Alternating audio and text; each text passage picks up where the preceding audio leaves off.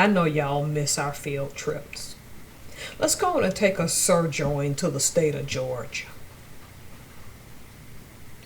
where a couple met on a dating app and saw each other for a short time. Article will be up. The going their separate ways seemed like it was a mutual decision, right? Then, out of the blue, the guy felt and took the rejection seriously. Now, this is after they met on a dating app, got to know each other. And so, his roommate finds where she lives an indication to me that when they met for these dates and had their romance, they did not do it at hers or his residence. Now, at least her residence, it doesn't infer his residence. His roommate gets involved and helps. Their plan, because he was so mad that she didn't want to see him anymore, was to take and shoot arrows through her front door, scalp her head, mail her rats and dog feces as a threat. The worst of this is the ideal of planting a python in the vicinity of this woman's daughter so that the python would eat the child. The link will be down in the bottom. I said that straight as I could because this just really happened, okay? The sentencing, anyway. They sentenced the guy, but they're going to get the roommate. He's still awaiting sentencing. The article is very iffy, so it doesn't say whether this dude tried this or not, but one thing we know he did do, and the article's about to pop up in a little bit.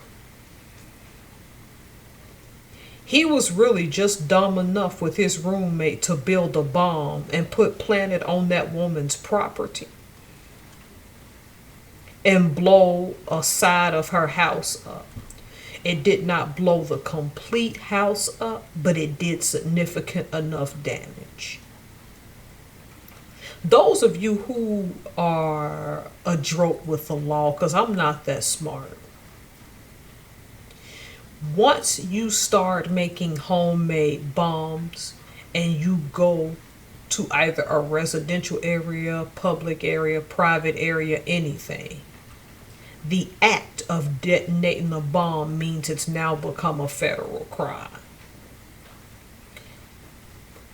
I can't imagine being this woman wanting to meet a person online and thinking you innocently ended something and that person disliked you so much they wish that a snake ate your child. Or they wanted to send you dead rats, and God knows, God, good Lord only knows what diseases are carried in rodents. He was so mad he wanted this woman to blow up in her own house.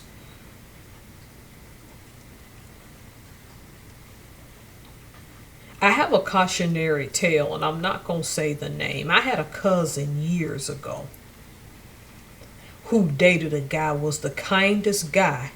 They say I never met this dude, the kindest guy you'd ever meet. He broke up with her and he was so sweet, it was an affable breakup. She thought everything was fine. He laid in wait for a while. I'll get to that one anyway. She thought it was over. One day out of the blue, she steps out of her car and she is, I think, body slammed, attacked, and he's suddenly trying to unalive her. And at first she was confused because he had been so kind and sweet and loving in that entire relationship that she didn't know that he had grown an obsession. Now, this is how the story was told to me. Only after he was arrested, and I think somebody came and helped her, she just beat or just turned around and could hold her own after she came to. that like one or two neighbors came and said, I have to be honest with you, we've seen his car parked at weird hours of the day and night outside your house for a while. Her mindset didn't go there. Why would it, when he was a sweet person the whole time they were together? Never showed any proclivity for violence, but somehow once that breakup occurred, something in him snapped after initially saying that he was all right with going his separate ways.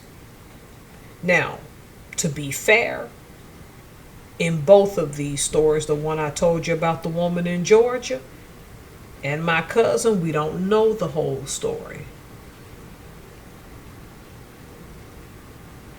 I never met the guy my cousin dated.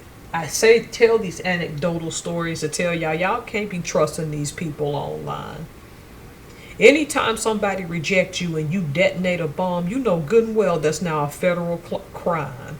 And he's just been sentenced to 20 years in the federal system. Don't let someone's rejection make you so mad that you're going to go to prison for a long period of time, if not the rest of your life.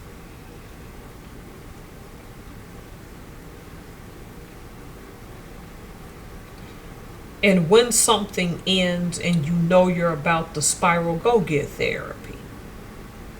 Because anytime you think it's okay to take a snake and use it to want to unalive somebody's child, and you need to blow up their house, go the boom boom because you're so mad, you've crossed the line.